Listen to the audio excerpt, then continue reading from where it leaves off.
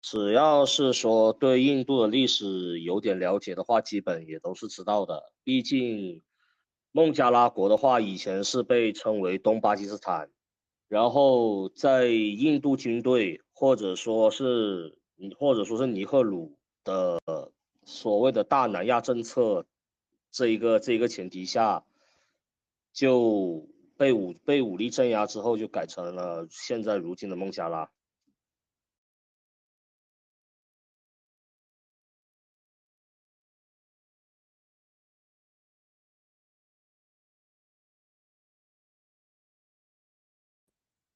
刚才我在聊天区上传了一个截图，哪位管理员方便就是编辑一下，可以拿这个图共享一下屏幕。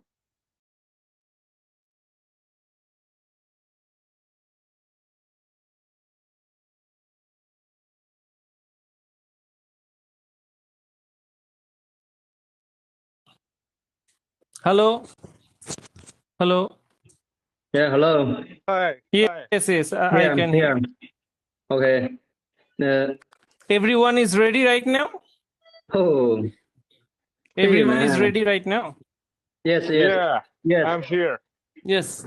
I can help with the 那腿哥，你给他说一下，就是translation. 说你给他说一下，接下来你来翻译，然后让海涵那个讲一段，你来翻译一段，你给他说一下。我之前没跟他说。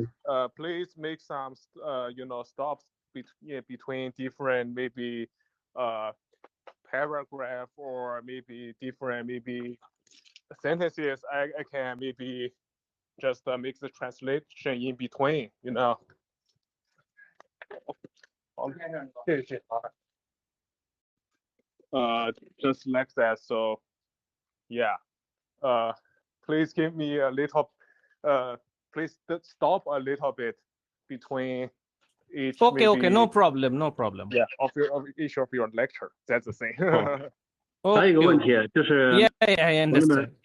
，wait，No problem. 同志 Okay, 们，okay. No 今天 problem, 晚上 no 今天下午 problem. 的主题大家应该都知道哈，是关于孟加拉国的。孟加拉国这两天呢出现了一些社会上的动乱，它的起因呢是因为孟加拉国在2008年废除了一个就是允许一些特权阶层的子女占据这个30%公务员数量的一个法案，现在呢又重提，就是准备再重拾这个法案。这个法案的重拾呢，就导致了就是说处于高失业率、高这个失业率的孟加拉国的底层劳动者跟这个就业率严重不足的孟加拉的大学生极端的愤怒，所以很多的大学生就率先手持棍棒涌上街头，发生了现在的这个孟加拉的一些动乱。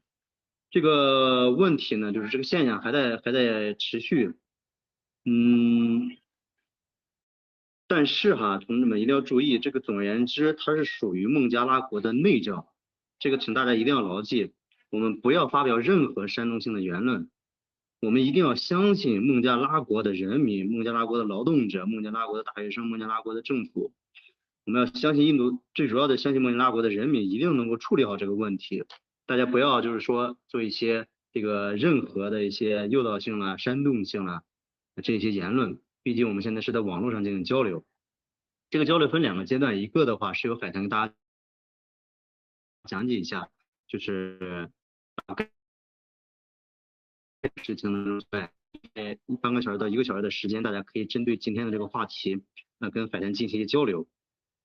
在交流的过程中一定要围绕主题哈，不要偏题，也不要像我刚刚说的发表一些就过激的言论，请大家一定要注意，一定要注意，毕竟也是涉及到这个跟外国友人的直接接触，大家不要随意发表自己的就是说别的意见。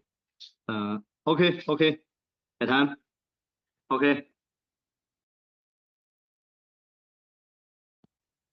嘿，海滩。Oh yeah, right now please go ahead and maybe giving the lecture right now.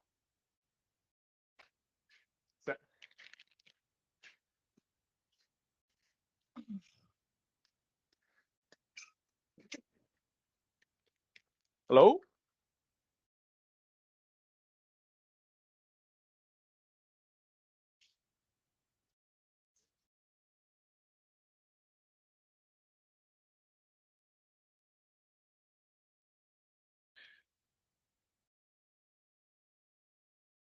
喂喂喂，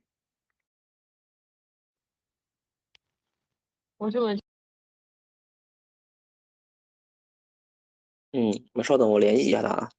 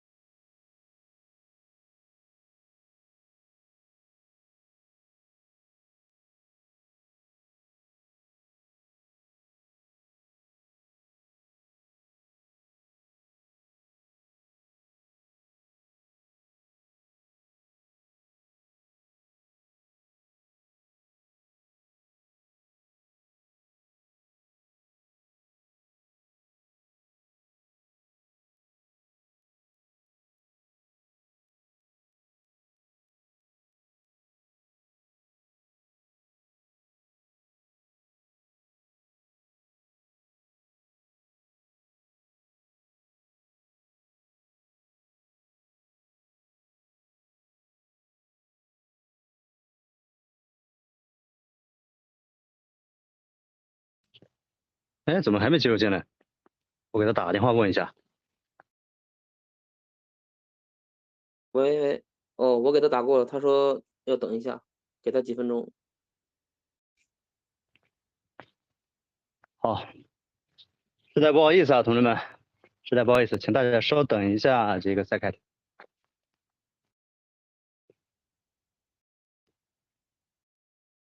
赛凯在之前跟咱们中国的同志交流过很多次，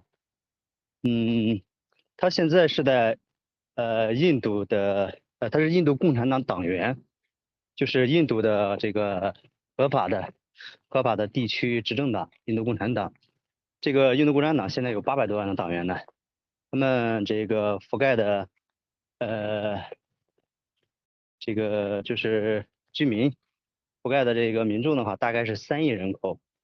然后在西孟加拉邦，加尔各答市是有执政区域的，有自己的选民区。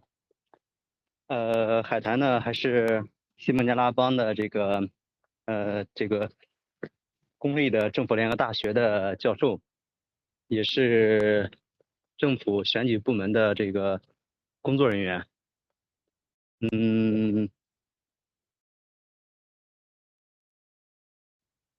他也来过中国好多次，最开始是去北京大学做留学生，跟这个在北京大学待了一段时间。后来的话，我们2个就一块儿，我领他在中国转了一转，他也在青岛也是住过很长时间，所以对中国的国情也有一定的了解，也拜访过很多中国的同志，对中国的这个基本盘啦，对中国的这个现在的社会经济发展状况啦，也都比较了解。不过他的汉语的话，由于这些年回去可能退化了，2、3年没有用，可能有点退化了他的汉语。之前的话，他的还是能讲一些汉语的。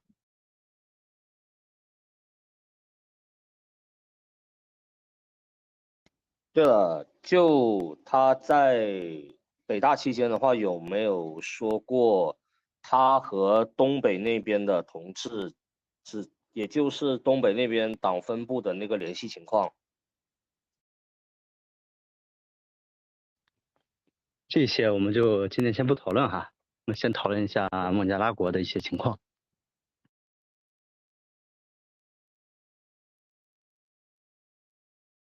好的，谢谢。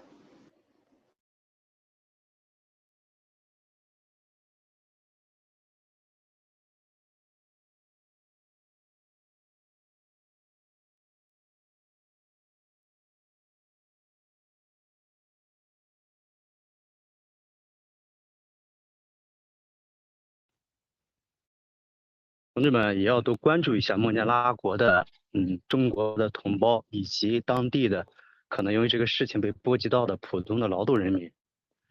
我所看到的新闻已经大概有数百名普通劳动者在这次就是活动当中吧，然后丧生了。因为他很多都是普通的劳动者哈。然后目前还没有看到咱们的同胞在国外，在孟加拉国受到相关的一些危害，但是也请大家多多关注。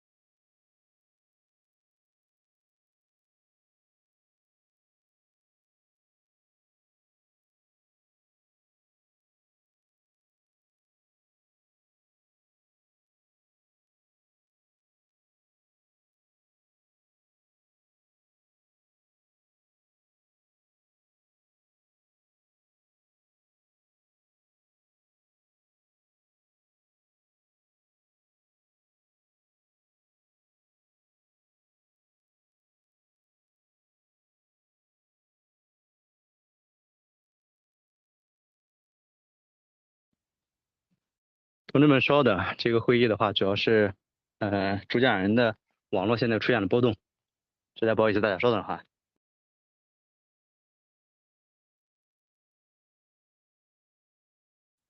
理解理解，毕竟就印度那边的那个基建情况，以及以及莫迪老先做的一些骚操作，网络没有波动，那就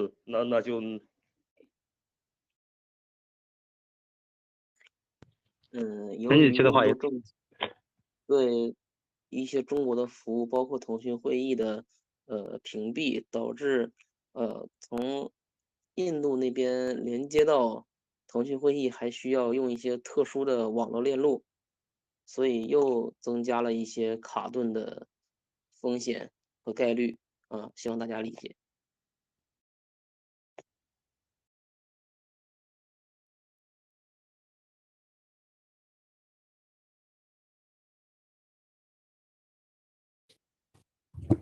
Hello?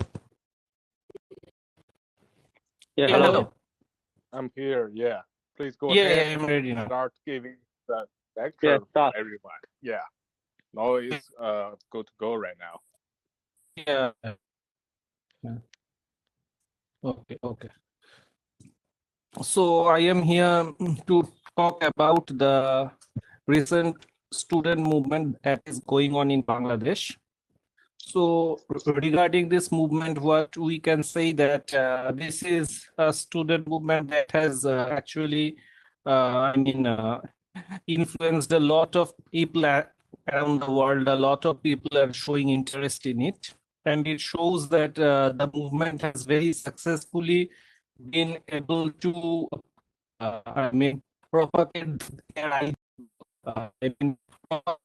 their ideas to internet, through the various centers of the world. Also, an important part is that Bangladesh is one of the populous countries in the. Its total population right now is 170 million, and a huge part of the people are actually migrants in different part of the world, from Europe to North America to Australia, and also in the Gulf Arab, Malaysia, and also a lot in China also. So through these migrants, the student movement of Bangladesh has been able to percolate itself throughout the world, and that's the reason that the Chinese comrades right now are so much, so much concerned about this movement. Now, the first thing about this student movement is that it is actually a movement which whose immediate demand is that merit must be the criteria Excuse me, let me for read the translation recruitment for them of. first, please. Thanks. Yeah, 这大家就这位同志刚才是讲的就是他就是说这个孟加拉的今天主要的要讲解的这个内容就是孟加拉的学生运动。孟加拉他刚才做了一个简介，是世界上最不发达的几个国家之一，它大概有1.7亿的人口。然后的话，现在的话是就是也是有大量的这个外资在这个地方是控制了当地的经济。并且的话，他现在的话就要具体讲解一下我们比较关注的这次学生运动的事件是。Please go ahead, thanks. Oh, Yeah. please go ahead. So what is Finish. that in case of yes, yes, I understand. Thank you. So what is that in this movement? The immediate demand is that merit must be the criteria for the recruitment of all kind of jobs of the government. That is, in case of the government job, merit must be the only criteria. Now, in case of Bangladesh, what happens is that, and also in case of India and USA also, that there is a huge part that is allocated through various forms of quotas. And in case of Bangladesh, almost 56% of the government jobs are allocated through quotas. The most important quota among them is the quota for the sons and granddaughters of all the progenies of the freedom fight in 71 Liberation War. Now, this is one quota that goes to 30%. Another 10% quota for women. Translation, thanks. 现在的话就是这次的话，这个学生运动的它的这个主体就是要针对的，就是在当地的就是比较这个就是主要针对的就是当地政府的这项非常不平等的政策，它就是在这个就是相当于国内的公务员的这个体制内事业编的这个岗位，公共服务性岗位当中的话，大概有56%的这个名额是被预留给了这些特权群体。这些特权群体大部分都是1971年参加对巴基斯坦独立战争的这些战士的后裔，大部分都是他们的孙辈儿。是这么一个情况。Please go ahead, thanks. Okay, so what happened is that the 30% goes to the freedom fighters, and the next 10% goes to the woman. So the woman has 10% reservation for the government jobs, and also there are 5% for the people of the locality, 5% for the minority, and in this way, 56% are actually allocated through various forms of quotas. Among these, the 30% of the freedom fighters are the most contested one. Why? This is because this 30% this 30% quota for freedom fighters is problematic. Number one, because the freedom fighter list itself is problematic, because it is said that the ruling party, Bangladesh Awami League, has actually contaminated the original freedom fighters list with a lot of people who had not fought freedom fighting but are actually supporters of Awami. So this freedom fighting quota is indirectly a way for the ruling party to push its own supporters in the government jobs. So this is one aspect. Another aspect is that even if a true freedom fighter has fought for the country, it is good. He and his next generation, that is his son and daughters, can get benefit from like the quotas in government jobs. But this quota cannot be given for infinite generation. And since already 50 years have passed that Bangladesh has become independent, so in no way the progenies of freedom fighting families need any kind of government jobs, or in another way, a nation cannot afford to give quotas to freedom fighting families for infinite generations. But an important aspect is that a huge section of female has also come again. Okay. One more second, please. Let me make the translation. 就是他刚才就是强调了这个在孟加拉的这个特权的这个政策当中的话，其实大部分的受益者，尤其是这些这个当年相当于这个为国就是这个战斗的这些这个家属，他们来说的话，他们很多的一些名额其实也是在不断的被窃取的。其他的是，其实很多时候是以这种政府支持者的，就是这个名义，就是很多都是被政府的一些支持者包括当局的支持者的来说的话，是被以他们这个上的话，很多的就是时候这种特殊的一些名额的话，它仅仅是口头的名义上的，就是对他们的一些承诺，但是实际的就是在这个兑现的这种政策的兑现和落地的这个，就是这个在这方面的话，其实也是做的非常不到位，并且是漏洞百出的，是这样，请 please go ahead. Yes, thank you. So what happens is that so as a result, we have also seen that the woman of Bangladesh, that is a young woman, like from the age of 23 to 30s, they have also come out against the women quotas, and they are saying is that in Bangladesh already the main prime minister and the opposition leader are women, also the speaker are women. So the woman has already gone ahead in the last 50 years, and so no more women quotas are also required, and the merit must be given the first criteria. A woman must compete with the man after the 50 years of independence on a 1:1 basis, and the merit must be the first criteria, not gender.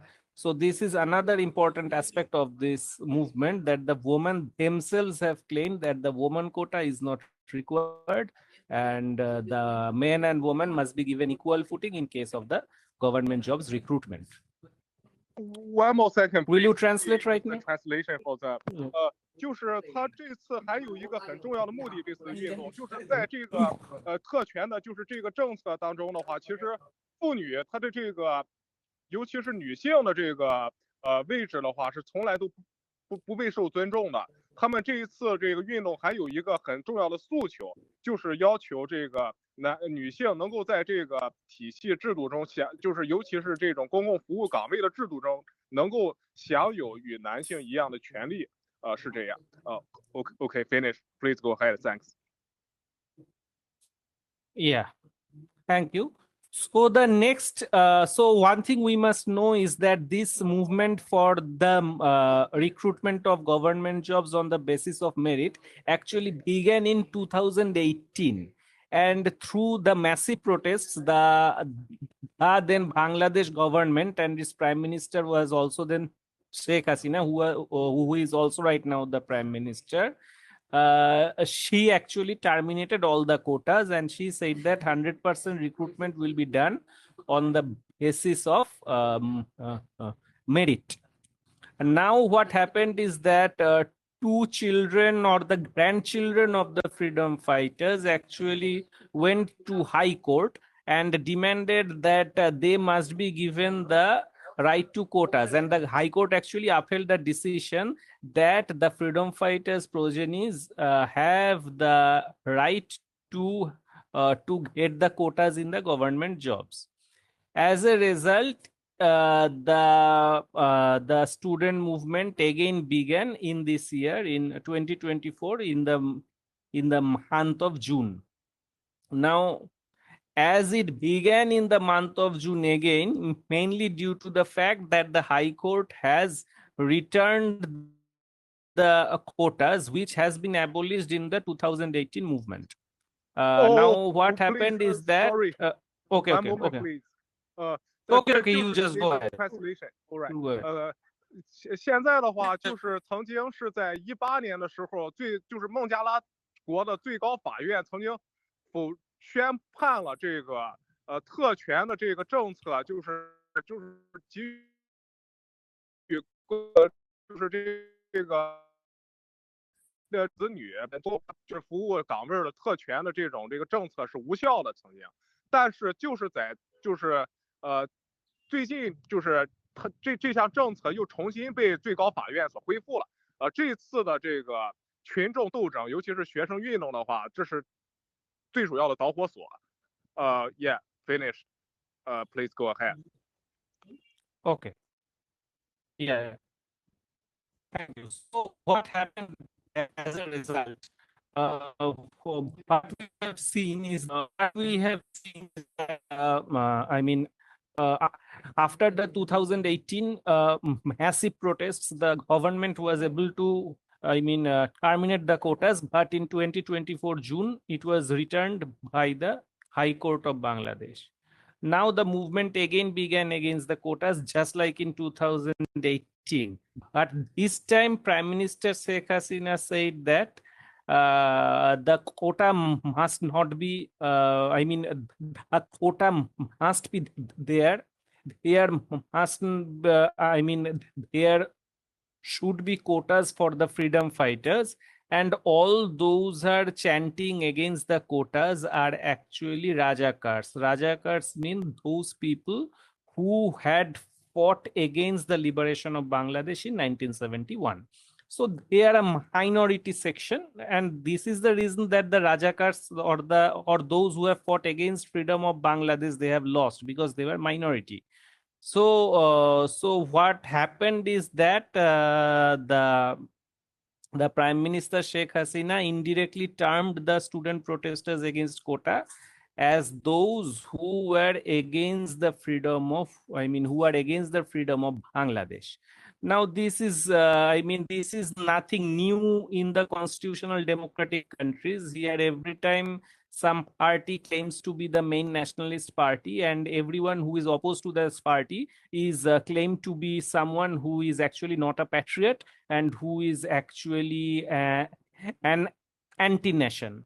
So when you start tagging any opposition as anti-nation, then we can say that it is a typical behavior of the fascist party. So Awami League, that is the ruling party of Bangladesh, has acted as a fascist party, and its Prime Minister Sheikh Hasina also acted as a fascist leader when she termed all the protesters of the against the quotas as somebody who are against the freedom of Bangladesh, who are against the Bangladesh nation. So this actually angered the students a lot, and they started. The translation. Okay. Yes. Sure. 是这样，就是孟加拉国的这个他的这个就是总理，就是在最近直接是对于这个学生运动的态度非常直接，他就直接就是宣称谁反对这个就是公共岗位特招政策，谁就是在反对这个与这个孟加拉的这个国的自由作对，这就是就是这种资产阶级民主体系固有的一个弊端，就是在这个作为这个当权派的话，他这个有很多的时候，会是被这个操纵的非常严重，像是就是孟加拉国现在的这个当权派，它本身就是一个法西斯组织，可以说是，而且的话，他就是总是假借这个以孟加拉的自由为名义，然后来做很多与人民是对抗的事情，然后是这样。Oh yeah, finish, please go ahead. Yes. So what happened is that after that, Prime Minister Sheikh Hasina, after tagging the protesters as anti-national, what happened is that it actually asked its student wing and also its youth wing called Chhatra League and Jubo League to actually start attacking the protesters so that the protests can be quenched. But this time the students actually had been able to defeat the Chhatra League and Jubo League, that is the student and the youth organization of the ruling party. And this had been done mainly with the help of the massive people who started protesting not only against the quotas but also against the Awami rule of the last 15 years, against the Prime Minister Hasina's rule. Why? And what they said is that every time somebody raised voice against Hasina or Awami League, the rulers of Bangladesh actually arm them as anti-national and then push their youth wing and student wing, and in this way quench the movement. But this time the movement could not be quenched by the student wing and youth wing. And after this is the police and the paramilitary of Bangladesh has been asked to quench the movement, but they also failed massively. and indirectly a lot of police stations had been attacked and their weapons had been looted, and also very recently some jails were also broken and those students who had been arrested by the police were actually freed. So after this yesterday, the government has asked Bangladesh army to intervene, and the army has imposed curfew right now so that nobody can be there on the streets. Okay, you just translate now. All right. Yeah. 就是在最近的话，其实的话，这个行动就是学生的行动是非常的这个就是剧烈的。然后的话，他们曾经是都已经是冲击了监狱，还有很多政府机关，并且释放了很多被警察扣押的这个自己的一些同伴由于这已经是到了对于当局来说是非常严重的程度，所以现在的话。政府已经是要求部队介入，部队也已经是开赴了这个就是打卡的很多的一些重点的区域，然后来这个负责镇压这些学生。是 ，OK, finish. Thanks. Okay. Yeah. So after this, what happened? So what happened is that right now that it is said that the people are still on the streets and the Bangladesh army has not yet acted very harshly against the students or the protesters or the people. But it is said that in the past few days, almost 150 people had died. But here the most important role is of the army, because this student movement is actually unarmed movement. The people and the students are not armed, so I think they cannot fight the Bangladesh army, and they are only hoping that the Bangladesh army will actually dispose Hasina and in a sense take the power in its own hand. And in this way, the 15 years of misrule will actually go away. And at the same time, the ruling party and Hasina is also trying to destroy the movement by actually inviting the student rulers and telling them that they are ready to accept the merit-based government job allocation, but you must leave the street now. And please do not make this movement an anti-ruling party movement. So we will give you your demand, but you just come out from your demand of disposing the ruler. Yeah. One moment. Yeah. With the translation right now. 好的。现在的话，就是目前来说的话，这个。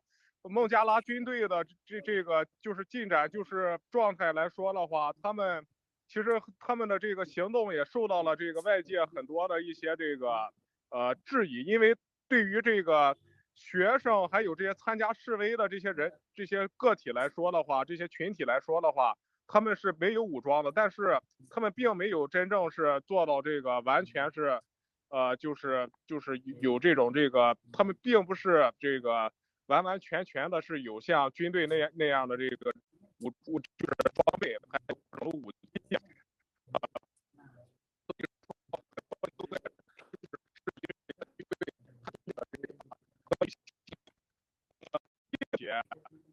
大概已经现在的这个通行导致了150人的伤亡。政府的话，现在来说也是在这个尝试着通过一些这个其他的一些方式想。尽快的是与这个示威者就是去和解，他们会承诺会给予很多的学生一些这个公共政府部门的一些岗位、一些职位，但是要求他们必须要马上这个就是从街道上撤离，是这样。Oh, yeah, finish. Please go ahead. Yeah.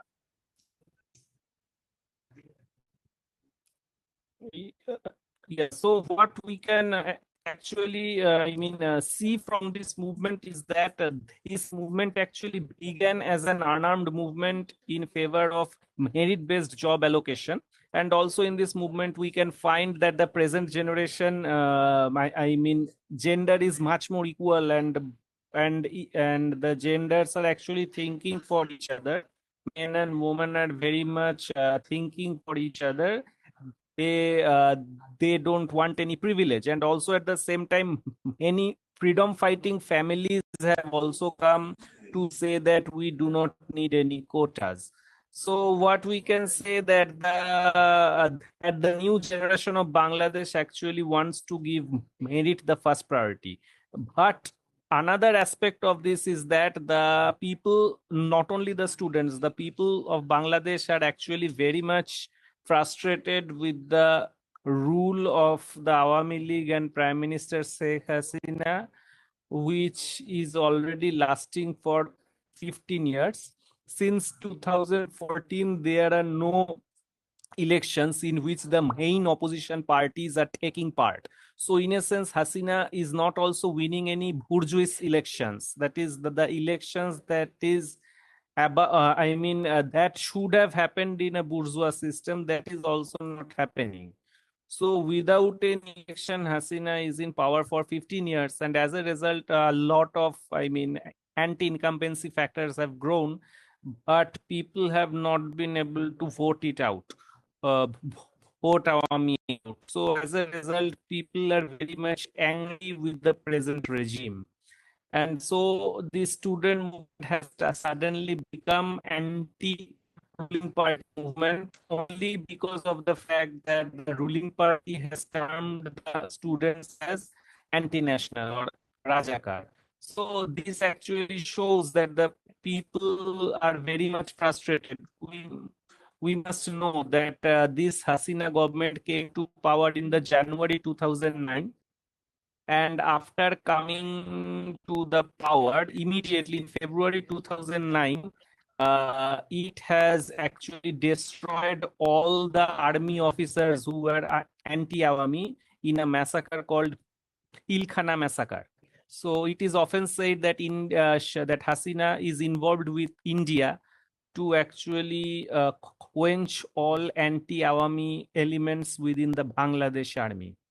And after this, one more second, please. Hasina was. Let me make this okay. You just go ahead. 就是刚才这个讲到的内容是，自从09年这个现任的政府的这个团体选为这个国家的主要政治力量之后，他几乎是进入了一个他专制和独裁的一个状态。接近15年的话，孟加拉国内是从来没有出现过任何的重要的这种选举，因此这个群众就是大部分的这些这个人民是没办法。雪哥，打扰一下，你那边网速很卡。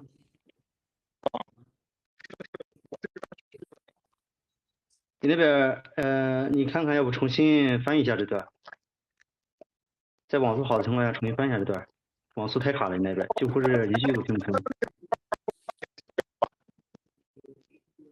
什么？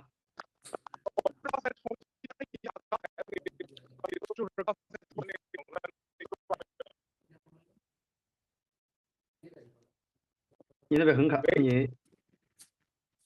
你说。是的，事实上你那边一直都比较卡，从你开始翻译开始就这样，现在更严重了。谢谢。哦，是，我这网不好。行，那我重新说刚刚这一段。就是在这个自从09年这个孟加拉的主要的政治团体就是获得了这个政治权利，就是这个政府获得了政治权利之后，孟加拉已经15年没有产生任何的政治选举了。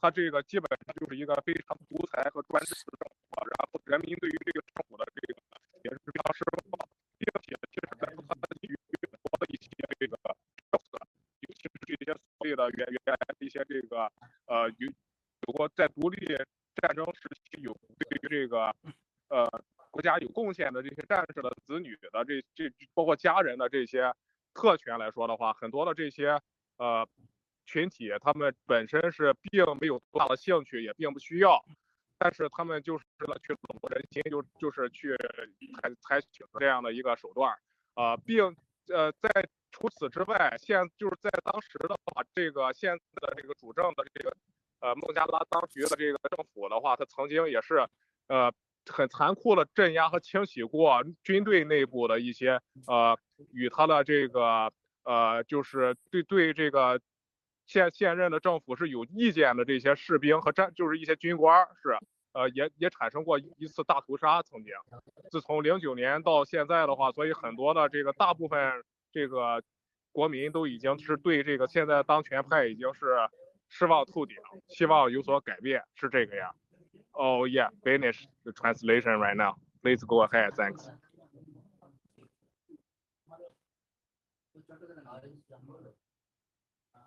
Yes, so we can say what we can say is that yes, so after the massacre of the Paro, after the massacre of the anti-Awami elements within the Bangladesh army, army was free to quench all type of movements like the movement of the religious people, and also been able to go for elections.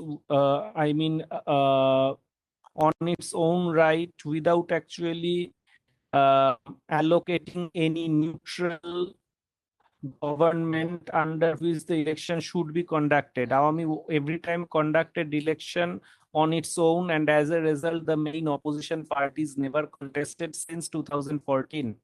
So it is said that India is actually controlling this Bangladesh government, Awami and Prime Minister Sheikh Hasina. And as a result, what is happening is that people are feeling that they are actually colonized by India. So they are becoming more and more frustrated with the present regime. And through the student movement, people have actually massively actually protested against this movement. So this is the case right now. So since the last 15 years, all the misrule of Awami and Awami's pro-India, decisions actually made the Bangladesh people very angry. And this has led to many other movements like the children movement also happened, I think, in 2017. So similarly, this movement is a student movement, but it has actually turned into an anti-ruling class movement. Yeah, thank you. 其实的话， Yeah, hello. 从这个 Yeah. ，OK， 其实的话，在这个其实在这次军队的清洗之后，大部分的这个怎么说，它就是相当于是印度直接控制了孟加拉的这个政府。印度就是，并且孟加拉的这个国的民众来说的话，都对这个情况就非常失望，因为他们觉得是印度殖民了他们，并且的话，这个学生运动一直都是在不断的这个产生，包括是在17年的时候，也是跟现在的情况比较类似，当时的这个学生也是发起过这个就是抵抗的一些运动，与现在是类似的。Finish, please go ahead. Yeah, but this is, I think, all I have to say. So right now you can also ask questions, actually. OK， 这样大家这个他大概把这个事情来龙去脉交代清楚了。大家有什么疑问的话，就点击举手，如果不方便举手的话，就发这个自己的称呼，然后加上问题，发到这个公屏上。举手的话是在右下角更多里边，更多的最下方倒数第2行有个举手的功能，举手提问。我还是刚刚事前说的哈，同志们一定要注意，这属于孟加拉国的内政，我们不要做一些过激的一些言谈哈。我们一定要相信孟加拉国的人民能够妥善处理这些事情。但大家有什么问题可以提问哈，不要过激。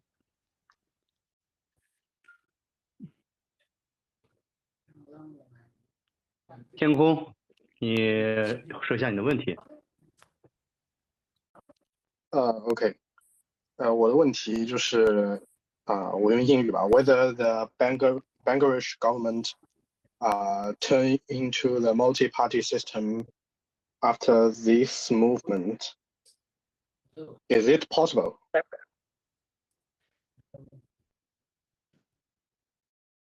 Yeah, what you mean is that after this movement, can the Bangladesh again start Yes, typical to become a bourgeois democratic elections and government. whether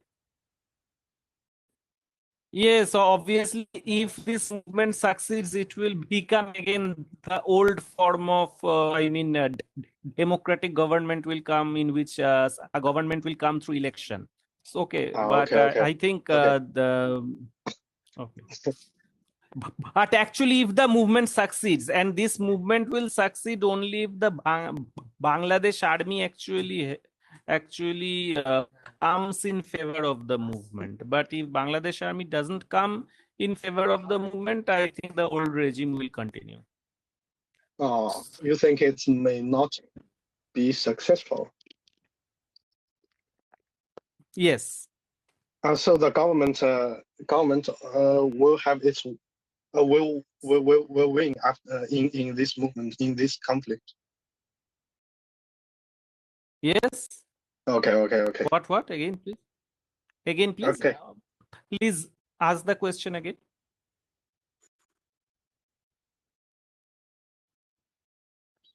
Ask the question again, please. So you think the Bangladesh government will win in this conflict?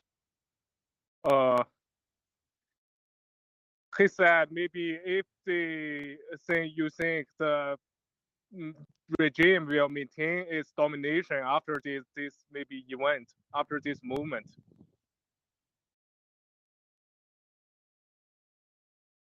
Yes, after this movement, I think, if Hasina actually because Hasina knows that if she is removed from government, then she can never return to power. A lot of cases will be there against Hasina, and as a result, the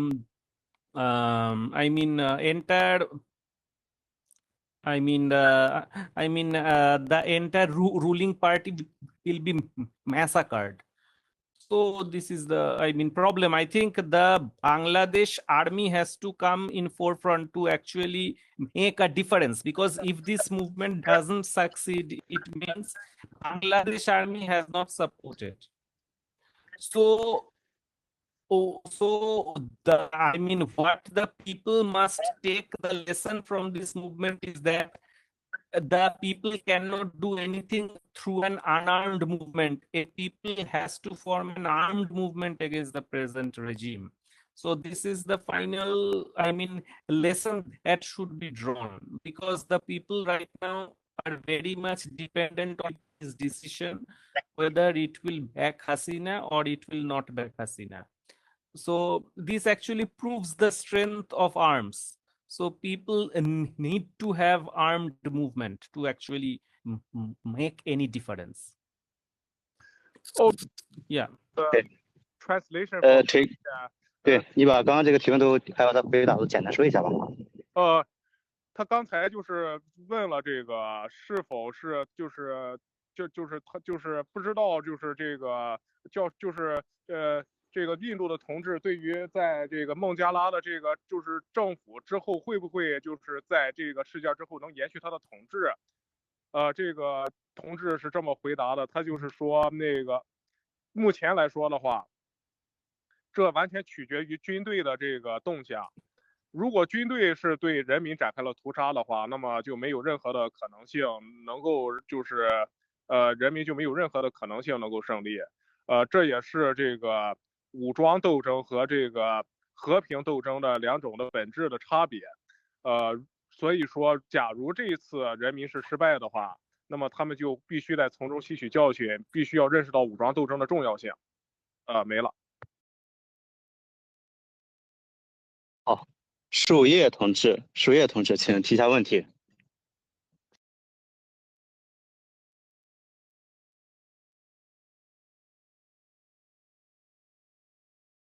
树叶同志没有开麦，开一下麦，提一下问题。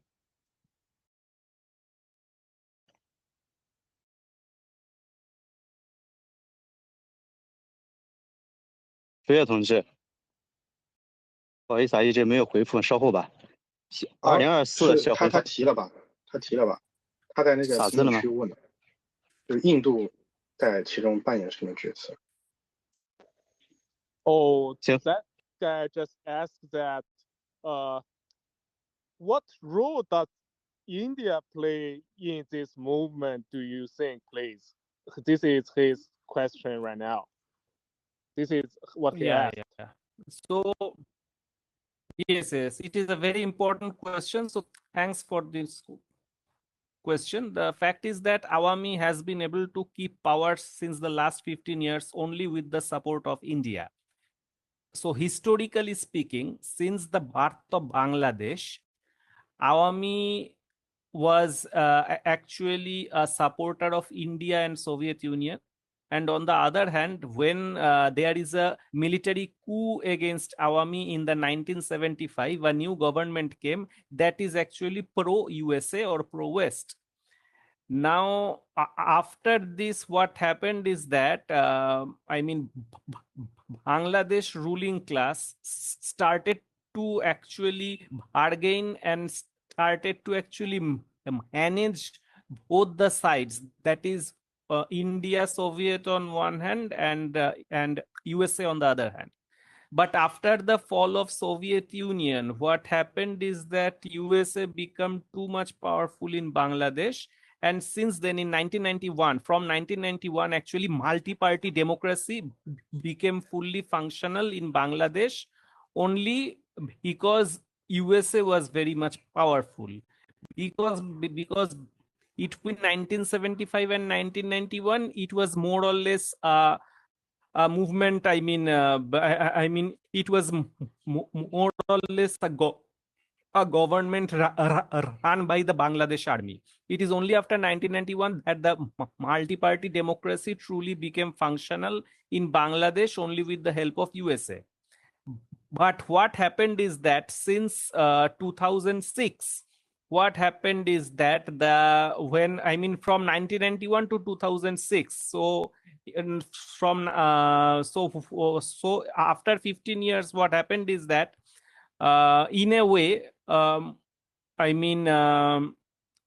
USA became very much afraid of the rising Islamist terror in Bangladesh. And from 2008, USA became very much aware of the rise of China, because you must remember that in 2008 financial crisis, it was China that actually bailed out USA. So the rise of China was very much clear to USA from 2008. And from 2006, USA started to become very much scared about the rise of Islamist forces in Bangladesh. So in this time, what happened is that USA and India came together and they actually gave support to Awami. And on the other hand, the opposition, Awami opposing forces, that is the BNP and Jamaat, they became somewhat, completely, what we can say is that completely without parents. That is, the US actually left the Awami opposition and actually supported Awami in favor of India. Now, what India began to do from 2009 is that it started to advise USA is that Awami is best for USA's interest, only because Awami is controlled by India and India will be able to manage Awami in a way that Bangladesh won't go to China's favor.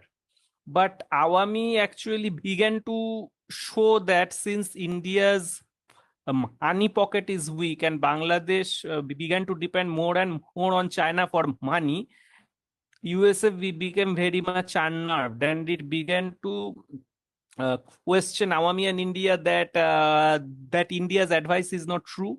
India said that it will be able to manage to bring Awami against China, but Awami is not going against China. It is actually playing between India and China. So it is then that again from 2019 that USA began to push the Awami opposition, that is the BNP, that is the main opposition party, BNP and Jamaat. And the BNP and Jamaat, again supported by USA, began to form various kinds of movements. But So it is said that since 2019, again, what is happening is that USA is again starting to support the opposition parties, and India is standing behind Awami. So we can say that Awami is ruling for the last 15 years only due to the fact that it is with the support of India, and also due to the fact that India has successfully managed USA, that successfully said USA that Awami is good for USA also, because Awami will keep China at bay. But now things are a bit different. Now USA is a bit apprehensive and asking Awami to take more anti-China, anti-China position. But Awami is actually bargaining, or I don't know, because at the end of the day, Awami may actually ultimately end up taking more anti-China position. So Awami is completely dependent on India. So another important fact we must also remember is that from the very beginning, the anti-Awami forces are actually dependent on USA. And this is the reason that the multi-party democracy became functional in Bangladesh from 1991. The 1991 is the year in which actually Soviet Union collapsed. So you can well imagine that the multi-party democracy actually functioned when USA was powerful. And as USA's position went, the multi-party democracy again became non-functional in Bangladesh. So it is also a problem of the opposition party BNP that it is so much dependent on USA. And also, if you look at the movement, like today's student movement also, the movement is still very much unarmed. They still don't understand that you need to be armed to lead a successful movement. Armed people are the most important thing for a movement to become successful. Unarmed movement can never become successful. So you can see this, that what the opposition actually thinks is that people will come out, protest unarmed, and when the ruling party will be forced to bring in army, then army will be somehow managed by USA to actually push out the ruling party. But the problem is that USA is no longer that much powerful that it can do in their own right. USA is now very much dependent on India in South Asia against China.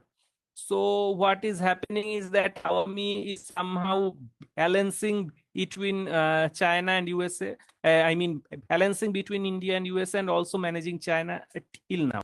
I don't know what will happen in future, but till now it is actually managing the three sides: USA, India, and China. But what is happening is that at the end of the day, if Awami continues, then it may end up taking more anti-China position. Because the more people's movement will happen, Awami's position will grow weaker and weaker, and it will depend more and more on the bureaucracy and military. So you can well imagine. Yeah, thank you. 他就是印度同志的这个说法，就是从1991年在1991年之前的话，大部分时间的是美国和苏联在这一地区争夺影响力。但是自从1991年苏联解体之后，美国是取而代之，直接是取得了在这一地区的绝对的这个支配性的这个地位，但是这一直延续了15年到06年，到06年的时候，孟加拉本土的这个就是它的这种本土化的这种民族思潮、伊斯兰化运动。它就是大为冲击了这个美国在这一地区的这个支配主导权，并且在之后的08年经济危机之后，美国的在这一地区的影响力进一步被削弱。但是美国就是也必须就是印度在这一时期的话，它必须是就是美国要假借于印度来控制这一地区，所以印度在这一地区的影响力，自从09年开始就是一直是处于这个不可撼动的地位。从这点来说的话，就是印度是直接是这个怎么说，就是目前孟加拉当政者的就是孟加拉的这个现任政府的最有力的这个幕后推手，并且的话，随着这个中国的不断的这个整体实力的，就是国力的这个增强，还有这个，所以中国在这一地区的影响力也是在最近的这10年是在不断增加的。所以说这冲击到了美国的利益，美国就必须在就是假借印度这里增强对这一地区的这个统治的就是这统治力。所以印度的话，总体在这一地区扮演的角色就是这么一个，相当于是这么一个这个地区警察的角色，可以说是。好了，这些。是小红花同志，刚刚这个彩彩已经回答了您提问的这个问题的一部分，我们继续就不做深究了，因为它还是比较敏感的。不过可以问一下，就是你来问吧，腿哥，麻烦你问一下，就是海滩了不了解在目前现阶段的运动当中，有没有造成咱们中国的同胞的一些人员财产的损失？了解这方面的新闻，也不需要准确的数字，就是说有没有出现这样的现象？到目前为止。Someone want to ask about if there is anyone maybe hurt or died or wounded, maybe during this event, maybe if there is any Chinese citizen got maybe involved and got maybe have any maybe casualties or in this moment, or maybe have anything like that. Maybe they all want to know about that. If please let us know if there have you ever heard of any maybe like this? No, I don't think any Chinese citizen is involved or has been injured or died in the process or even supported anything, because not yet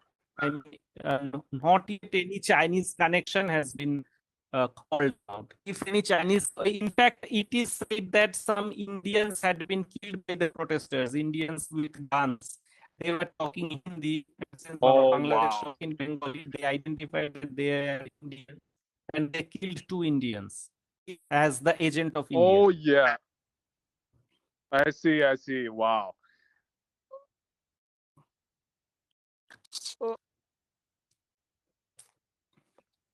现在来说的话，其实这个具体的情况就是他目前并没有就是有任何的关于国人的伤亡消息。相反，印度因为在当地有很强的联系，还有很多的这个一些这个这次他直接是有很大的印的这个一个就是说一个运动，所以他就是很严重，有印度这个已经有好的这个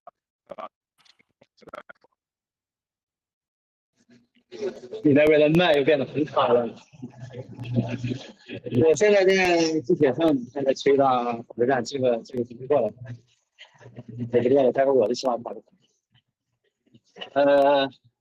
大概的刚刚也说，大家应该能听清哈，就是目前国人的话，生命财产安全好像没有那个目前没有受到什么那个很多报道。印度的一些管理人还有当地人的一些冲击。ERIC 同志，请你提下问题。好的，谢谢。我的问题是，就是因为现在很多中国人对孟加拉其实并不了解。那么我想问一下，印度和孟加拉之间它的4重关系分别是政府之间的关系，然后民间之间的关系、文化之间的关系以及经贸之间的关系，到底是怎样的呢？另外一个就是西方国家，尤其是美国，对现在发生在孟加拉的这些事情，它是怎样看，能起到怎样的影响呢？因为我知道孟加拉很大一部分生产出来的出口品是出口到西方国家的，另外刚好我是因为有些事情半路才进来的，我想问一下，就是怎么能够获得咱们的这个讲座信息？另外，如果是咱们需要免费的 Zoom 房间的话，我这边可以提供，但是每周可以有1次的免费房间提供机会，最多2次，因为咱们现在在这里边讨论这种问题，其实也不是很安全。谢谢。谢谢这个同事，谢谢124同事。讲座第3个问题，关于讲座的信息获取，你可以加我微信。海报上出现了我的名字跟联系方式，你可以添加我微信。我这个有结讲座的话，我都会对外公布的，可以先关注一下我微信，咱们在微信上聊。前2个问题的话，我们一个一个问题问。给哥，那就麻烦你先问一下第1个问题。刚刚海谈已经解释过一些了，就是关于印度跟孟国2者之间在政府、经济、文化方面的一些合作的比较详细的情况吧。刚刚大家也讲了一些。如果他方便的话，可以再深入的讲一些。然后问完第1个问题，我们再问那个西方世界对现在的这场印度的评价吧。先问第1个问题吧，铁哥，好不好？就是问他这个是不是就是印度的，就是让他再详细的讲解一下印度和孟加拉的这个具体的一些经贸、政治上的一些关系，还有一些架构，对吧？4重关系嘛，就是政府。社会、文化和经贸，谢谢。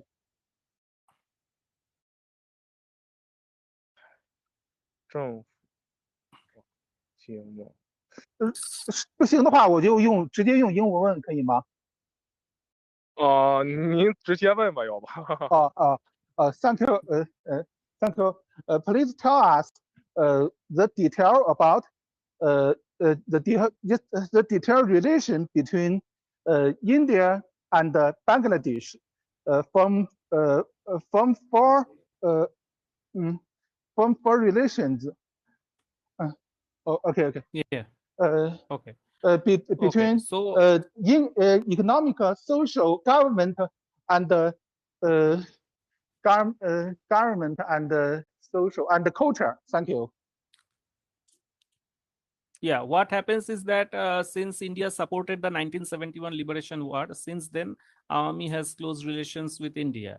But also that when Awami was actually disposed by the military in the 1975, then the present PM Hasina was then actually in India. So it is said that India has actually trained Hasina when she was in India from 1975 to 1991. So it can be said that India has a lot of influence on not only on Hasina and also on Awami ruling party. But regarding economy, is that Hasina or the ruling party of Bangladesh also actually bargains economically a lot, since India is not economically strong enough. So what has happened is that China has emerged as the largest bilateral trading partner of Bangladesh. So India's economic influence has somehow waned, but still India is a country that is very close to Bangladesh, and it is also a big country. So also India, economically also there are a lot of dependence on India also. But I think the main dependence of Bangladesh right now is for imports of machine.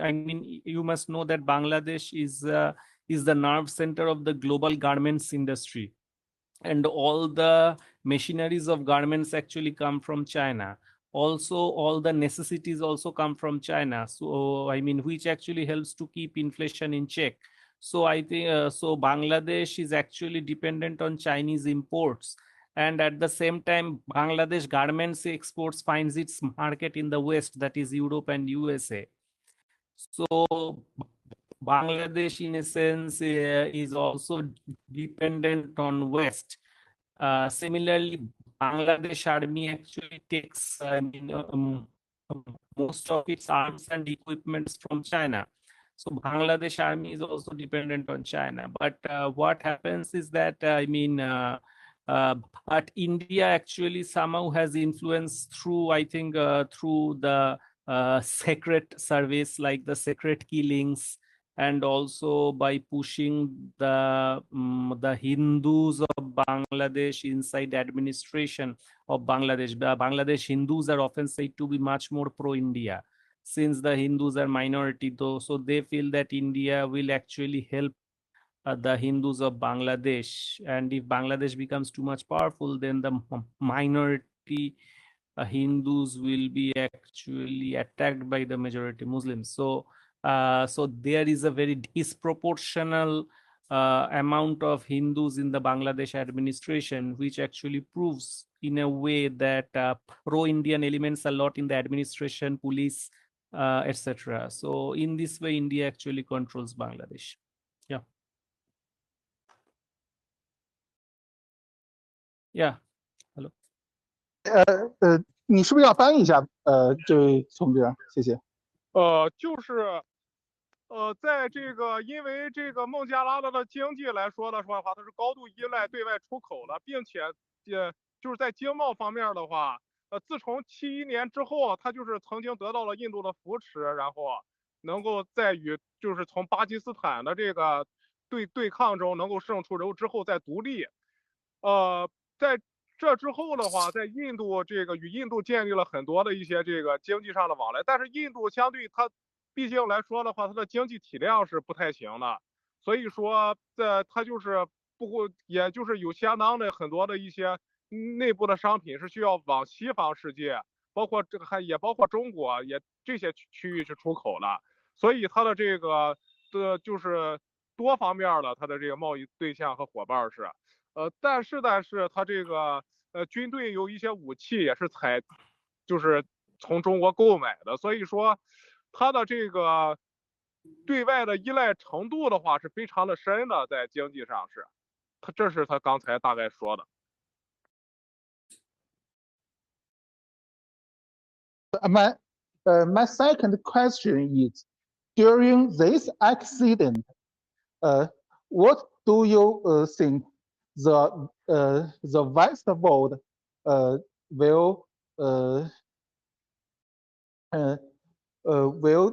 will do or will judge with the Bangladesh government? 就是OK， 你说吧。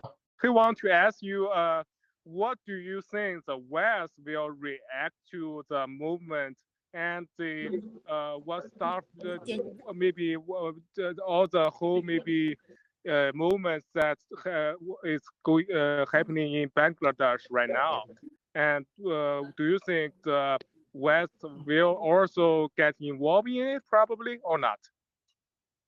Yeah, it's a very important question that actually Bangladesh army will go against Awami League, that is the ruling party, only if USA actually gives the green signal to the Bangladesh army, because without US green signal, I don't think Bangladesh army will be able to go against the ruling party, because traditionally it is such that Awami was supported by India and the opposition was supported by USA. So and I don't think that China will involve itself too much in any kind of problems or chaos in any country, not only in Bangladesh. So Bangladesh army won't look at China, because Bangladesh army knows that China won't intervene. China's policy is not intervention, but Bangladesh army knows that it will not be able to go against India if USA is not behind it. So you can well accept that if actually the movement succeeds to dispose this government, then surely the West has given the green signal to the Bangladesh army, surely. And without Western green signal, nothing will change, because this movement is unarmed. It is an unarmed popular movement, always depends on army's wish. And the army's wish will always depend on the wish of any form of superpower. So this time it is USA. So if the movement succeeds in disposing the ruling party, you can well say that USA is behind it. Yeah, thank you. 这个同志的给的回答就是，除非是美国能够为这个孟加拉军队的反叛开绿灯，否则的话，孟加拉军队他是绝对不可能去与他的政府直接对抗的，在这次活动中，因为他直接对这次这个运动起了决定性的作用，因为这一次相当于是非暴力的这么一次运动，但是目前来说的话，就是军队的态度直接会影响到这个，它是有着决定性的作用的，在这次运动中，军队是就是支持谁就会最终胜出，这是毋庸置疑的。但是军队它这个目前来说的话，它也是必须要去这个就是它的这个意志肯定也是要跟随这些超级大国的力量的，因为孟加拉本身它的这个政府来说的话，它是印度扶植的这么一个这个相当于这个没有独立性的这么一个政府，如果他真的反叛的话，他是印度必然会介入，他是没有办法去独自对抗印度的。这个时候，如果是西方能够给予这个就是孟加拉这个军队一定的支持的话，他就有这个胆量去能够去与政府对抗，否则他是没有办法去和他的政府直接对抗的，是这样。Okay, thank you. So, what is the relation between the Bangladesh government and the Bangladesh army? Thank you. Yeah, it is. Thank you for this question. So, I mean, Bangladesh army and the present government, the Bangladesh army actually, who is the army? That is the army actually buys most of its arms, that is 90% of the arms from China. And at the same time, the Bangladesh army's officers actually and all their children actually live in West, that is either Europe or USA. And also whatever corruption they do, actually they keep their money in USA or Switzerland. So they are actually dependent both on West as well as in China. But the fact is that a fact is that they cannot do anything independently. Whether they can easily, I mean, quench any ruling party or they can quench any opposition party. Army can do that, but army knows that they will be able to do that only if the superpower is behind it. Any superpower. It may be USA, it may be China, but China doesn't intervene. So the army actually depends on USA if it, I mean, actually depends on USA if it, I mean, if it wants to end the rule of any government of Bangladesh. So army is powerful, but army cannot go against the wish of the superpower. And superpower is USA in this case because China is not intervening. Thank you.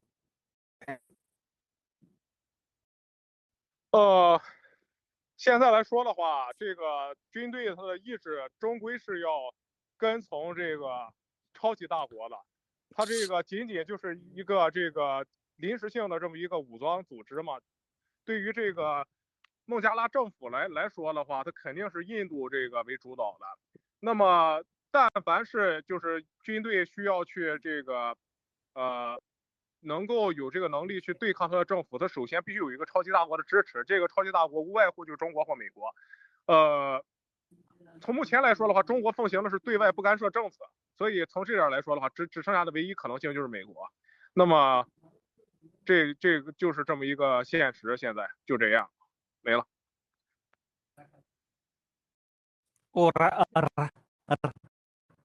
Right now an order has been passed. Okay. Right now the Supreme Court has actually scrapped the job quotas and they have actually, the Supreme Court of Bangladesh has given a decision in favor of the student movement. What they have said that 93% will be actually allocated on the basis of merit, 5% on the basis of freedom fighters, and others on the basis, and the other 2% on the basis of, say, I mean, locality, woman, and others. Okay. Hello. Hello. Hi. Yeah. I'm here. Yeah, right now the Supreme Court of Bangladesh has given the decision in favor of the students.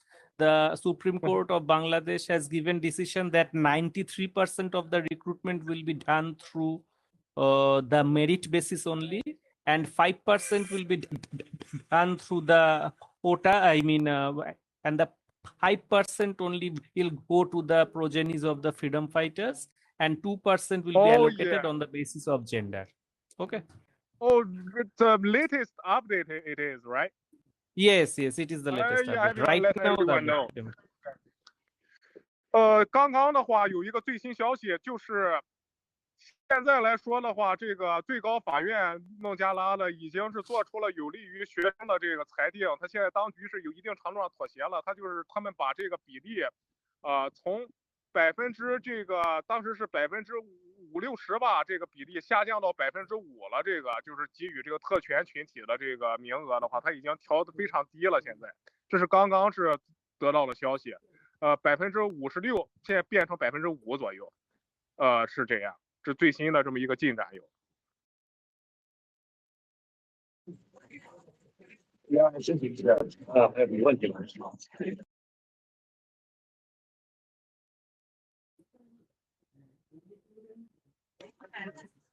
第二这同学，请问还有什么问题吗？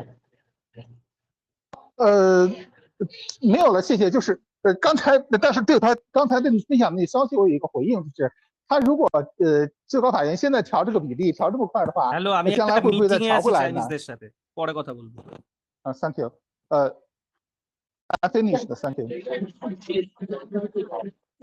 清空。同学，你问完之后可以把手先放下了，清空，请提出你的问题。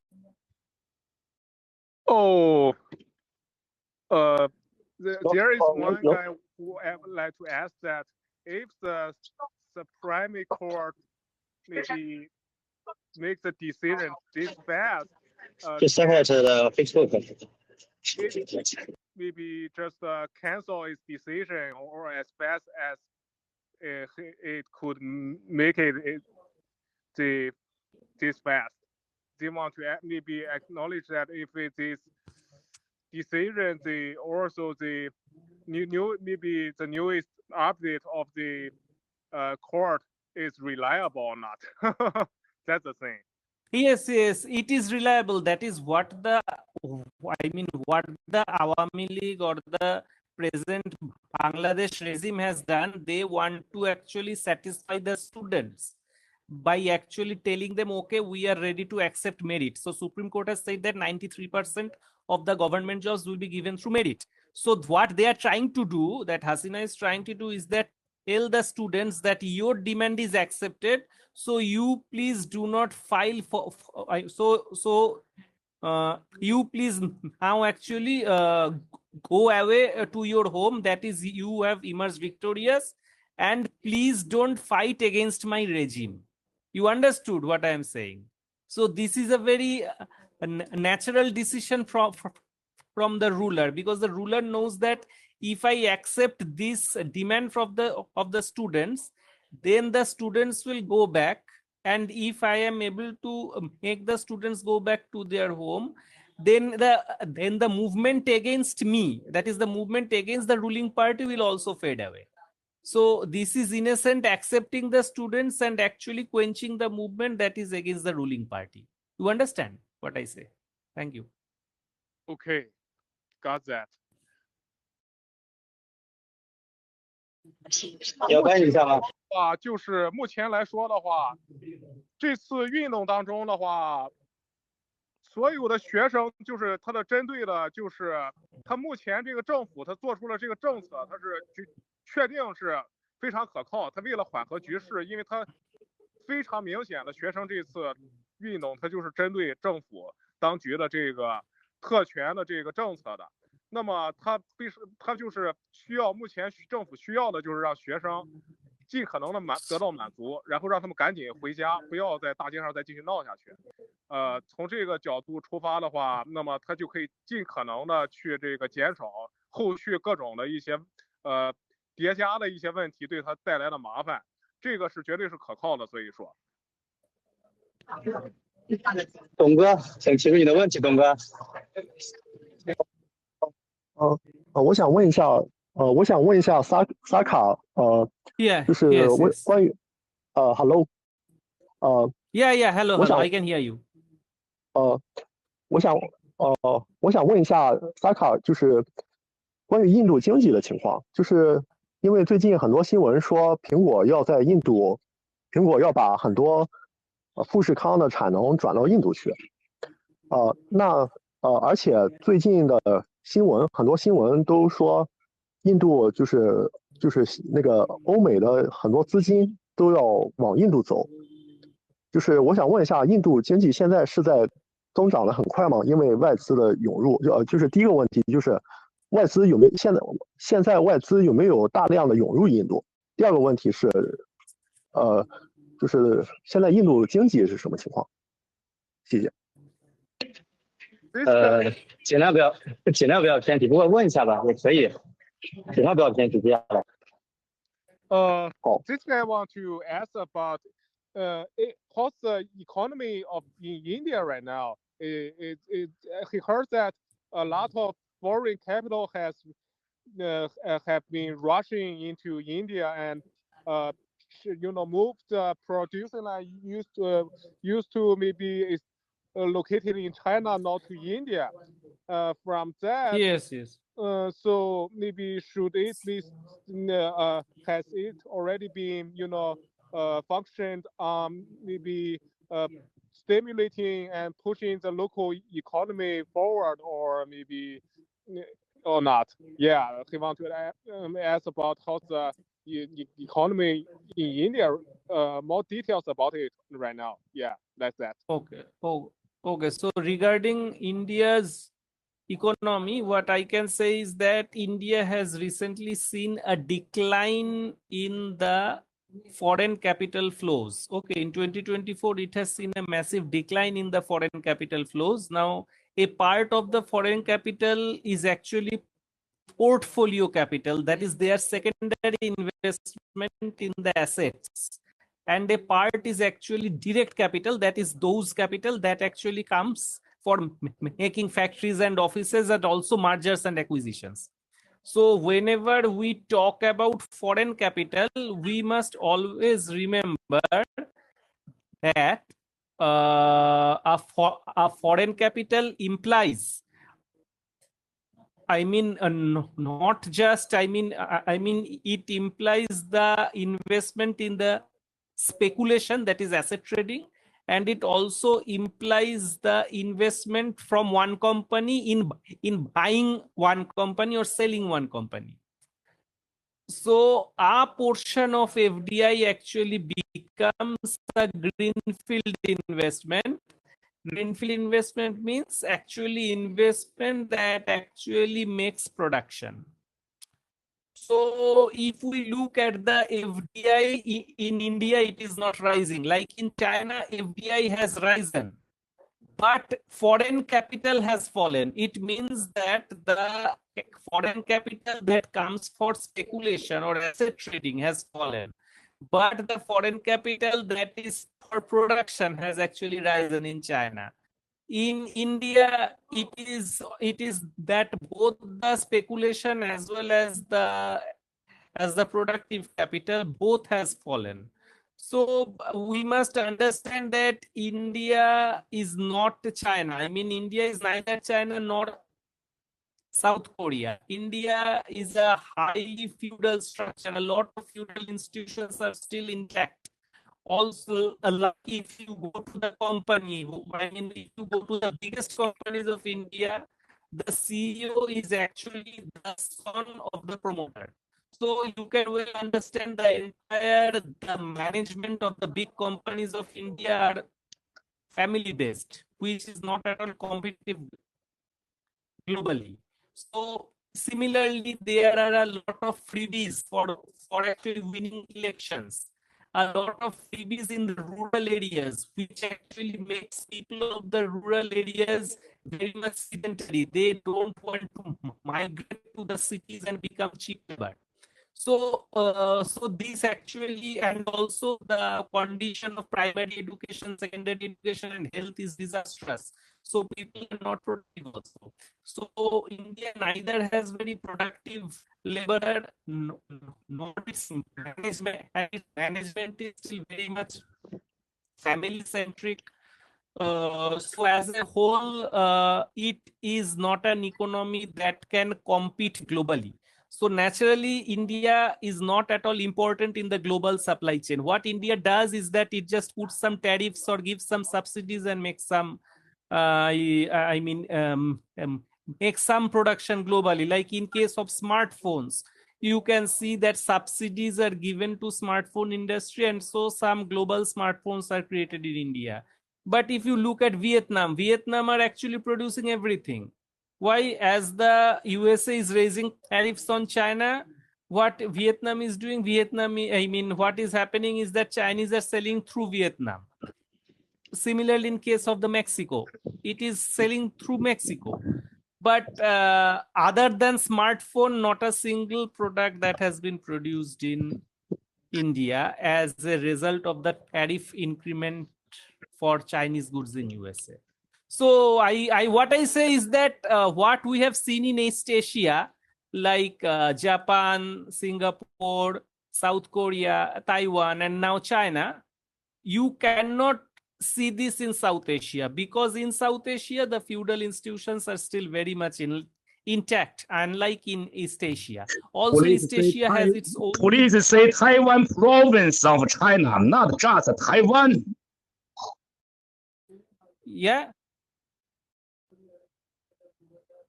Oh, yeah. Please go ahead. Please go ahead.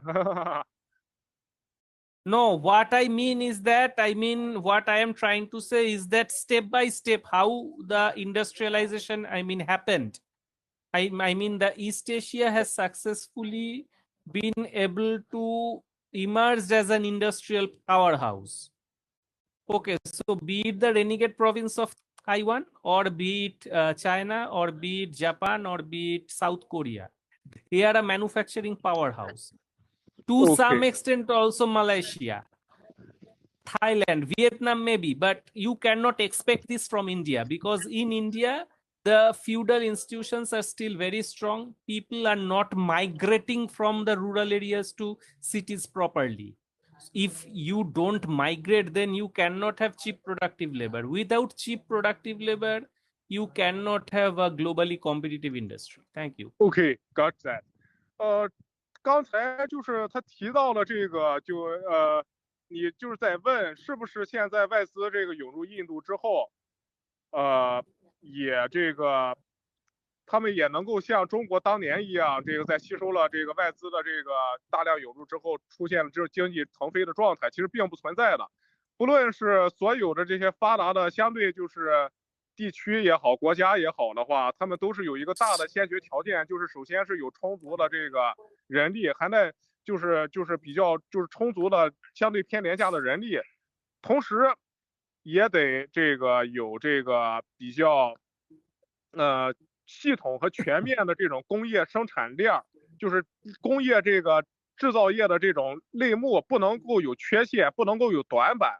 这一点的话，印度目前来说的话，在这方面短板就非常大，它几乎只有这个手机这一块能够很好的匹配上这个生产的这些需求，尤其西方这些资本生产的需求，但是它很多的地方都是瘸腿，所以说的话，从这点出发来说的话，它并不具备这种能够在吸收外资之后，就是像能够出现这种这个非常像中国当年的那种情况，就是不存在这个基础条件的事。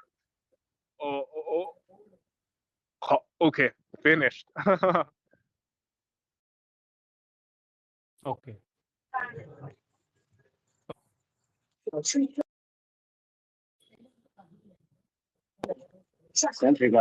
这个麻烦你看一下公屏，有个同志问了一个，他是用英文问的，文静组织是这样的。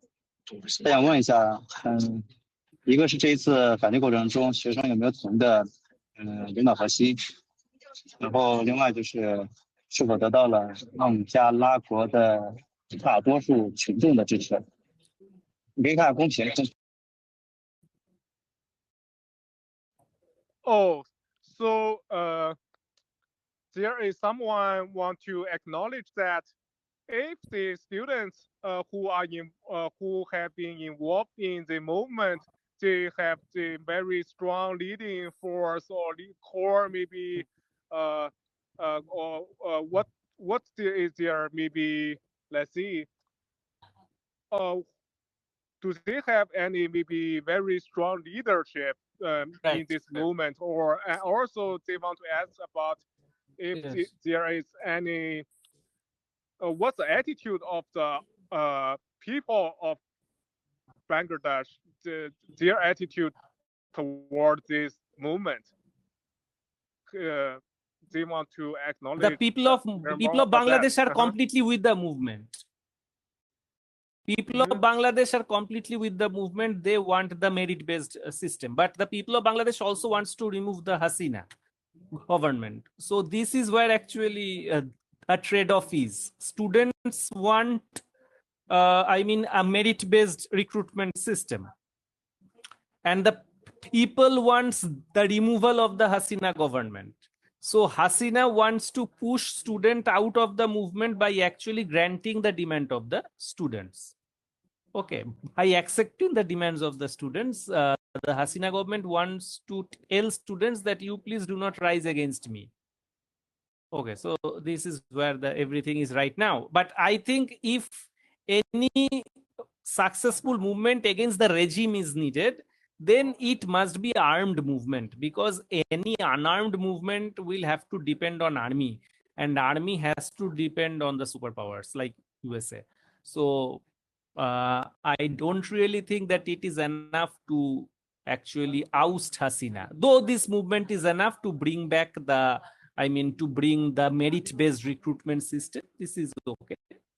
This has actually won. I think the movement has actually emerged victorious, in a sense that Supreme Court has ordered in favor of the movement.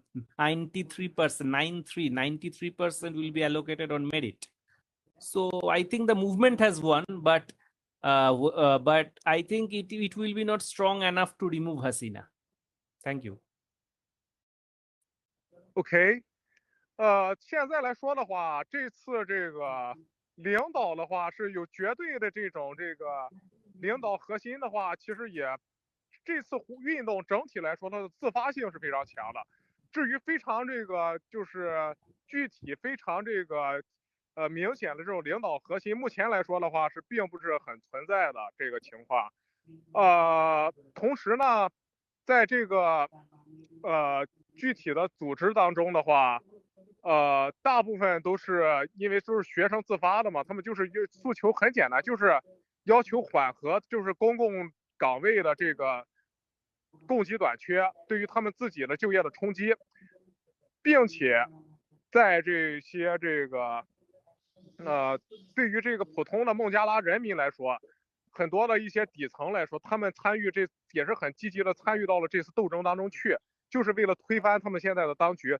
但是学生来说的话，目前来说的话，他们已经是得到了他们本来所想得到的，那也就意味着他们很大的可能就会就此就作罢了。但是普通的民众是肯定不会答应的。所以说这位印度同志也一再强调，需要真正的武装斗争，而非像现在这样是，对吧？作为一种就是这种非武装斗争的这个形式存在，必须是有武装斗争才能真正去达到人民的诉求，是这样。没有同志，你还有什么问题？还有没有疑惑针对这个问题？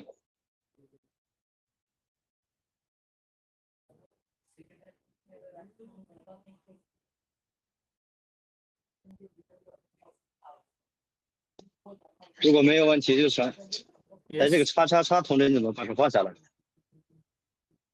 到你了，叉叉叉同志，你还要提问吗？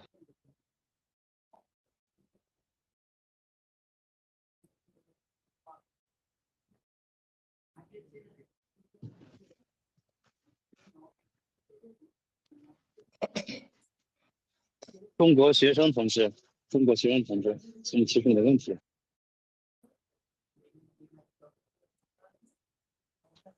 你好，就是我想问一下啊，就是现在学生这个运动已经发展成了暴力，就是说，在我所了解到的，他们称之为这个暴力冲突。如果说在外界无任何干扰的情况下继续发展下去的话，那么这个结果是什么？这场运动能否成？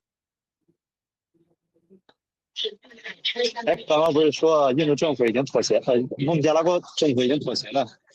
有可能的话，就是有可能哈，学生可能会进入一定的浪费，也可能会把这个5%的数字再扩增到100%。好的，好，那我的问题就结束了，好，谢谢。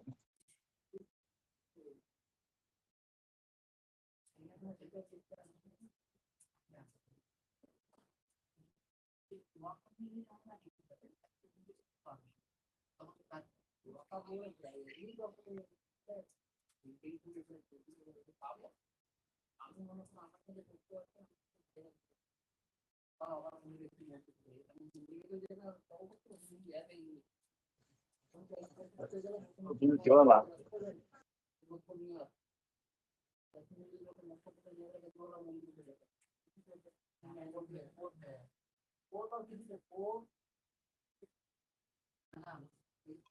行，如果没有什么事儿的话，我先撤了。那样，小雅，我这儿还有一些事儿，然后再去处理。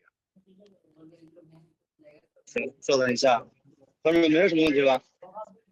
还有一个同志他提了个问题，以某之名，你说。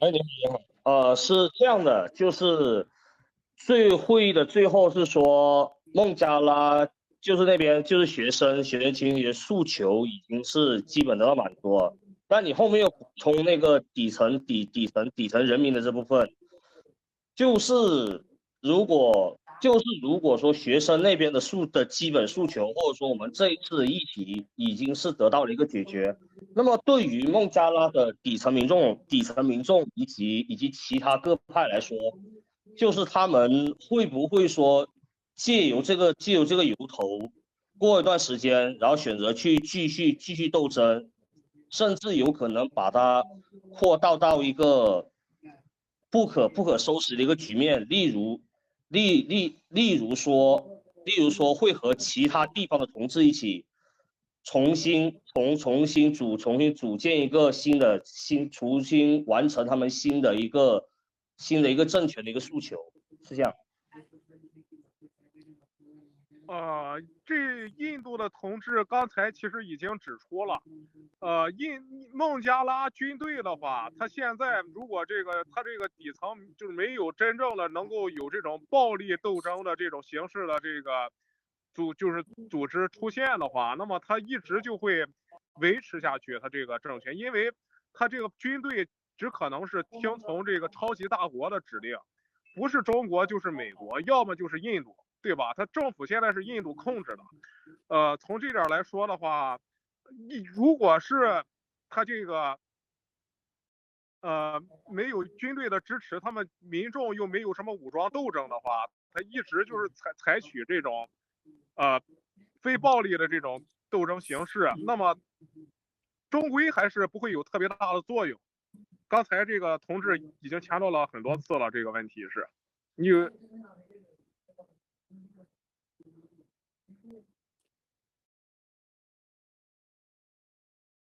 Yeah.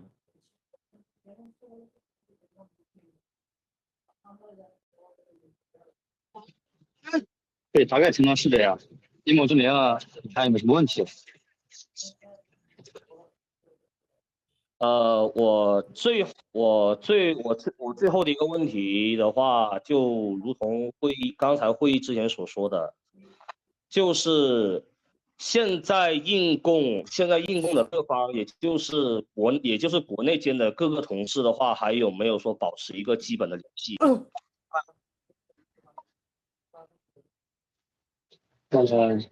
这个关于印度之间的问题，我们就先给我讨论太多哈。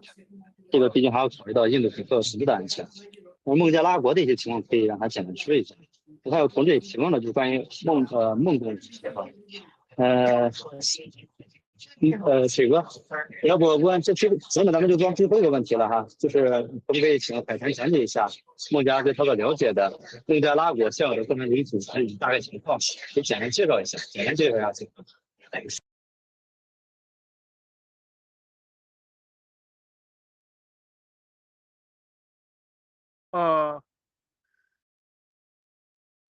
，Excuse me, please. Could you please give a lecture? 哎，他应该走了。Hello， 走了已经。休闲了吧？去 toilet 了。哎。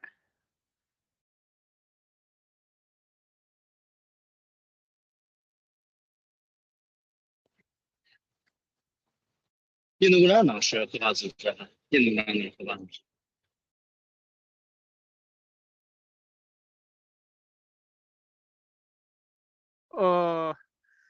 大概还得有多久不知道，我这个事儿马上我就要动身了，然后。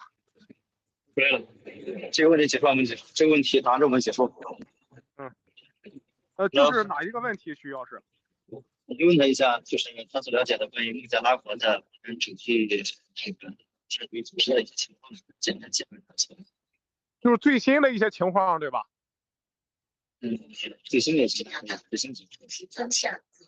那么简单介绍一下这个力量构成，就是一些共享。Oh, hi. Could you please talk about, give a little, let us know more about the details of the Bangladesh movement, what is going on right now, the latest updates, and maybe the latest news, anything about that, maybe just could you please share us a little bit more about all those? Thanks. Since 18th July, Bangladesh internet is cut off. And since the internet is cut off, so no real news is actually coming out. The only news that right now has come yesterday is that Bangladesh army has been called and curfew has been imposed. But it is said, I mean, through the direct ISD calls, what I knew from my Bangladeshi friends is that army has not taken any harsh actions against the protesters. And also is that I mean everything is going on. Everything is in a bit stalled way. That is, some people are there in the streets. In Dhaka, army is much more alert. In the outside of Dhaka, in other cities, army is less alert. But army is not harsh. I mean, army has not taken any harsh decisions. But right now, after the Supreme Court decision has come that 93% will be allocated on the merit basis, it is to be seen that whether the people and the students will still be there in the street or not. Because it may happen that since the students have won, so the students may actually go away to home and the movement actually dies out. On the other hand, it may also happen is that the movement is no longer about the quotas or merit. It has become an anti-Hasina, anti-Awami movement, anti-ruling party movement. So in that case, it will continue. But I think the movement will die away since the students have emerged victorious. So the students will gradually return home.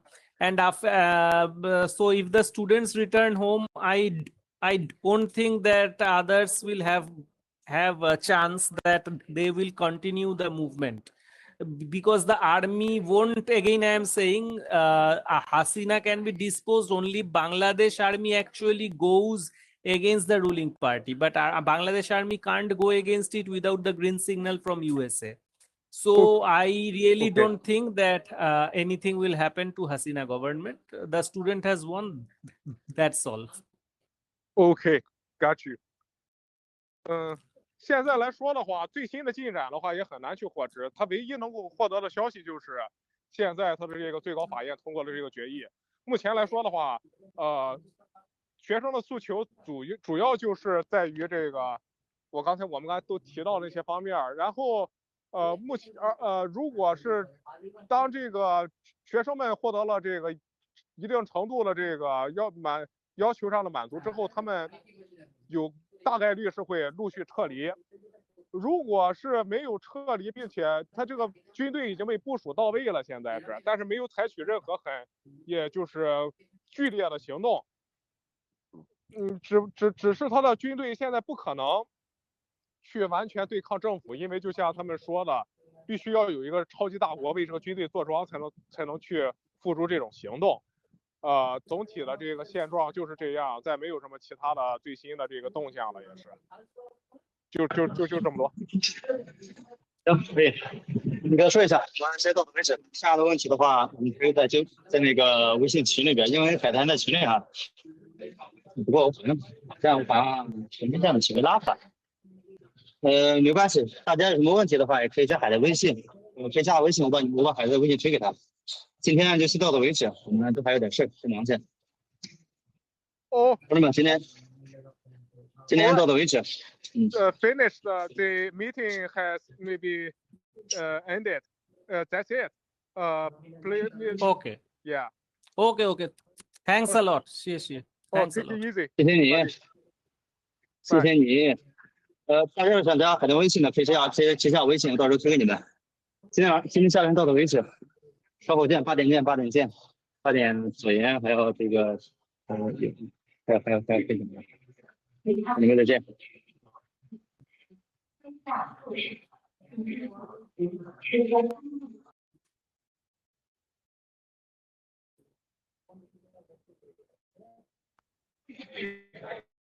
对，你有点解散会议室了。